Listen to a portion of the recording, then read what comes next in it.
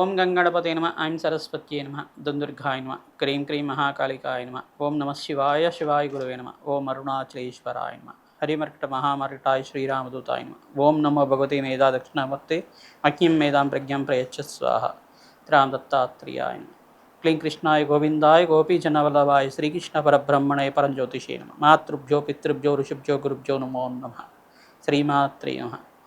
YouTube ప్రేక్షకులందరికీ కూడా నమస్కారం అండి. నేను పాలపర్తి గురునాథ్ శర్మ, జ్యోతిషం వాస్తు సిద్ధాంతిని.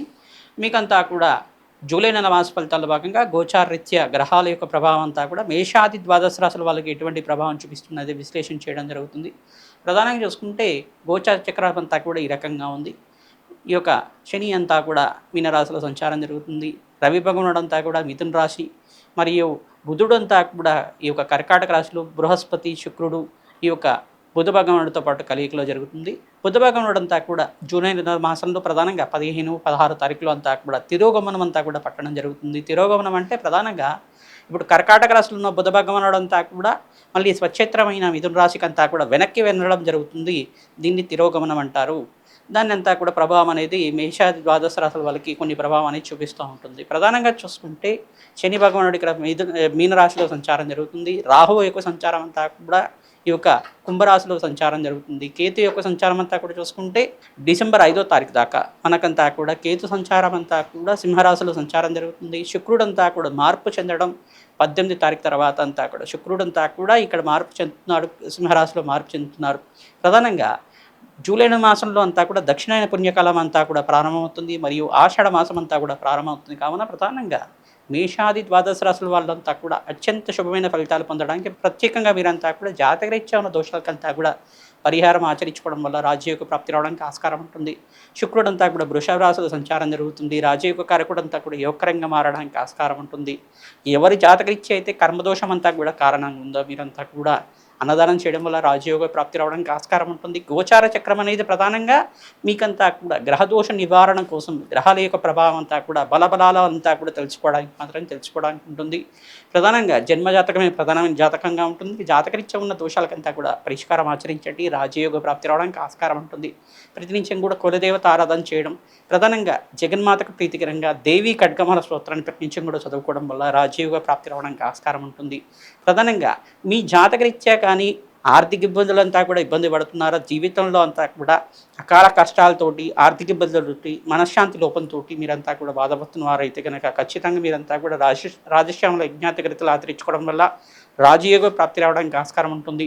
ప్రధానంగా వారాహిదేవి ఆరాధన చేయడం వల్ల ఆషాఢ మాసంలో రాజయోగ ప్రాప్తి రావడానికి ఆస్కారం ఉంటుంది. ప్రతినిత్యం కూడా మన్యసూక్త పారాయణం చేయించడం వల్ల శత్రుబాధల నుంచి బయటపడడానికి ఆస్కారం ఉంటుంది. ప్రధానంగా ఆంజనేయ స్వామి వారికి అంతా కూడా నాగవల్లి దళార్చన పూజ చేయడం వల్ల రాజయోగ ప్రాప్తి రావడానికి ఆస్కారం ఉంటుంది. ప్రతినిత్యం కూడా ఈ యొక్క గ్రహస్థితి అంతా కూడా చూసుకుంటే కొన్ని గ్రహాల యొక్క ప్రభావం అంతా కూడా ఇష్టమైన ఫలితాలు ఇవ్వబోతున్నాయి. కావున మేషాది ద్వాదశ రాశుల వాళ్ళు జూలై నెల మాసంలో మీరంతా కూడా ఖచ్చితంగా రాజయోగ ప్రాప్తి రావాలన్నా, అఖండమైన పుణ్యఫలితం, కోటి జన్మల పుణ్యప్రాప్తి రావాలన్నా ప్రతినిత్యం కూడా అన్నదానం ఆచరించాలి. రావి చెట్టుకి, వేప చెట్టుకి పూజ ఆచరించాలి. ప్రతినిత్యం కూడా వృక్షరాజానికంతా కూడా అఖండ దీపారాధన చేసి దేవీ ఖడ్గమాల స్తోత్రాన్ని పఠించుకోవడం, మహాలక్ష్మీదేవి సహస్రనామాన్ని పఠించుకోవడం వల్ల రాజయోగ ప్రాప్తి రావడానికి ఆస్కారం ఉంటుంది. మీరంతా కూడా బీదవాళ్ళకంతా కూడా అన్నదానం చేయడం వల్ల కర్మదోష నివారణ అవుతుంది, రాజయోగ ప్రాప్తి రావడానికి ఆస్కారం ఉంటుంది. మేషాది ద్వాదశ రాశుల వాళ్ళకి జూలై నెల మాస ఫలితాల భాగంగా గ్రహస్థితి ప్రకారంగా ఈ రకంగా గ్రహాలంతా కూడా అనుకూలత ఉంటుంది. సంపూర్ణ విశ్లేషణ చేయడం జరుగుతుంది.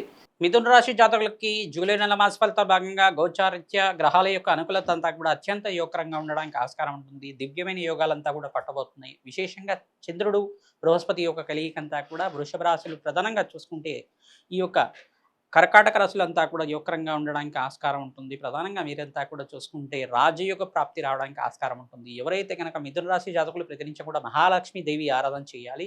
ప్రధానంగా శని ఇక్కడ కొంచెం దోషకారిగా ఉన్నారుగా, శని భగవాన్ ప్రతీకరంగా తైలాభిషేకం చేయడం, తిలలు దానం చేసుకోవడం వల్ల కర్మదోష నివారణ అవుతుంది. ప్రధానంగా ఆర్థిక ఇబ్బందుల నుంచి బయటపడడం కానీ, శత్రుబాధల నుంచి బయటపడడం కానీ ఆస్కారం ఉంటుంది. ప్రతినిత్యం కూడా దత్తాత్రేయ కవచాన్ని పారాయణం చేయడం వల్ల దివ్యమైన యోగాలంతా కూడా సిద్ధించడానికి ఆస్కారం ఉంటుంది. రాజకీయంగా మీకంతా కూడా ఉన్నతమైన పదవులంతా కూడా యోగకరంగా ఉన్నాయి. పట్టిందల్లా బంగారం అవడానికి ఆస్కారం ఉంటుంది. మీ మాటకి విలువ పెరుగుతుంది. ప్రధానంగా మీరంతా కూడా చూసుకుంటే అంగారకుడు స్వల్పంగా దోషకారిగా ఉన్నారు కావున అంగారకుడు ఇక్కడ వ్యయ స్థానంలో సంచారం చేయడం వల్ల ఖర్చులు విపరీతంగా పెరుగుతుంటాయి. ప్రధానంగా ఆర్థికంగా స్థితిగతులు పెరగడానికి ప్రతినిత్యం కూడా లక్ష్మీ కుబేర శాంతి హోమాది కార్యక్రమాలు ఆచరించడం వల్ల దివ్యమైన యోగం పట్టబోతుంది. మీకంతా కూడా తామర పూలతోటి, మారేడు దళాలతోటి, తులసి దళాలతో మహాలక్ష్మీదేవి ఆరాధన చేయడం వల్ల ప్రతినిత్యం కూడా ఆవునేతో దీపారాధన, రావి చెట్టు, వేప చెట్టు ఉన్న ప్రాంతం దగ్గర, వృక్షరాజం దగ్గర అంతా కూడా, మరియు ఇక్కడ కదంబ వృక్షం దగ్గర అంతా కూడా ఆఖండ దీపారాధన చేయడం వల్ల రాజయోగ ప్రాప్తి రావడానికి ఆస్కారం ఉంటుంది. ఎవరైతే కనుక ఈ యొక్క అరటి చెట్టు దగ్గర, ప్రధానంగా అరటి పిలక దగ్గర, అరటి మొక్క దగ్గర అంతా కూడా మీరంతా కూడా ఆవునితో దీపారాధన చేస్తుంటారు. గురుబలం పెరుగుతుంది, రాజయోగ ప్రాప్తి రావడానికి ఆస్కారం ఉంటుంది. హనుమత్ దేవాలయంలో మీరంతా కూడా సింధూర అభిషేకాది కార్యక్రమాలు ఆచరించడం, మన్యసూక్త పారాయణం చేయించడం వల్ల రాజయోగ ప్రాప్తి రావడానికి ఆస్కారం ఉంటుంది. దేవి భాగవతాన్ని పారాయణం చేయించాలి, తద్వారా కర్మదోష నివారణ అవుతుంది. పూర్వజన్మ స్మృతం వల్ల, పూర్వజన్మ పుణ్యం వల్ల మీరంతా కూడా అమ్మవారి అనుగ్రహం అంతా కూడా పరిపూర్ణంగా లభించడానికి శుభమైన కాలంగా చెప్పడం జరుగుతుంది. కాలసర్ప దోషంలో గోచారిత్య రాహుకేతు మధ్యలో అంతా కూడా గ్రహస్తంభంలో గోచారిత్య గ్రహాలన్నీ కూడా ఉన్నాయి కావున కొన్ని గ్రహాలు మిష్టమైన ఫలితాలు ఇవ్వబోతున్నాయి. తద్వారా ఆర్థికంగా స్వల్పంగా ఇబ్బంది ఉన్నప్పటికీ అంతమున మాసాంతంలో మంచి శుభవార్త వినడానికి ఆస్కారం ఉంటుంది.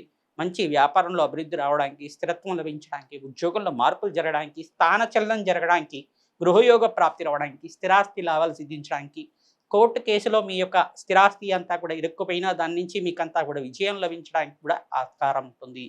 ప్రతినిత్యం కూడా నవగ్రహాలకు అభిషేకం ఆచరించడం, పరమేశ్వరుడు ప్రీతికరంగా చెరుకు రసంతో, ద్రాక్షరసంతో అభిషేకం చేయించడం, అన్నాభిషేకం చేయించడం వల్ల దివ్యమైన యోగం అంతా కూడా సిద్ధించడానికి ఆస్కారం ఉంటుంది.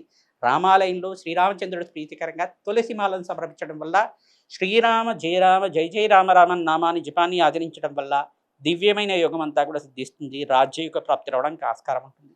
స్వల్పంగా ఇంట్లో ఆర్థిక ఇబ్బందులు కానీ, మానసికమైన చింతన కానీ ఉండడానికి ఆస్కారం ఉంటుంది. ఎందుకంటే ఇక్కడ గ్రహస్థితి బుధ భగవానుడు ప్రధానంగా కర్కాటక రాశిలో ఉన్న బుధ భగవానుడు అంతా కూడా తిరోగమనంతా కూడా మిథున రాశిలో సంచారం చేయడం, స్వక్షేత్రం వచ్చిన బుధ భగవానుడు అంతా కూడా యోగకరంగా మారడానికి ఆస్కారం ఉంటుంది.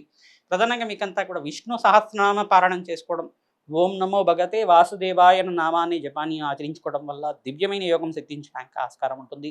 హనుమతే శ్రీరామ దూతాయ నమః నామాన్ని జపాన్ని ఆచరించడం వల్ల కర్మదోష నివారణ అవడానికి ఆస్కారం ఉంటుంది. నాగవల్లి దళార్చన పూజ చేయడం వల్ల సకల గ్రహదోష నివారణ అవడానికి ఆస్కారం ఉంటుంది. వివాహాది శుభకార్యాలు నెరవేరడానికి మంచి శుభమైన కాలంగా చెప్పడం జరుగుతుంది. వారాహిదేవి ఆరాధన చేయడం వల్ల శత్రుబాధల నుంచి బయటపడతారు. వారాహిదేవి పూజ విధానంలో మీరంతా కూడా కూష్మాండ దీపాన్ని అమ్మవారి దేవాలయంలో ప్రతినిత్యం కూడా ఆరాధన చేయడం వల్ల, దేవి కట్కమాల స్తోత్రాన్ని పఠించుకోవడం వల్ల, వారాహిదేవి ఆరాధన చేయడం వల్ల దివ్యమైన యోగాలు సిద్ధించడానికి ఆస్కారం ఉంటుంది. హనుమతే శ్రీరామదూతాయ నమః.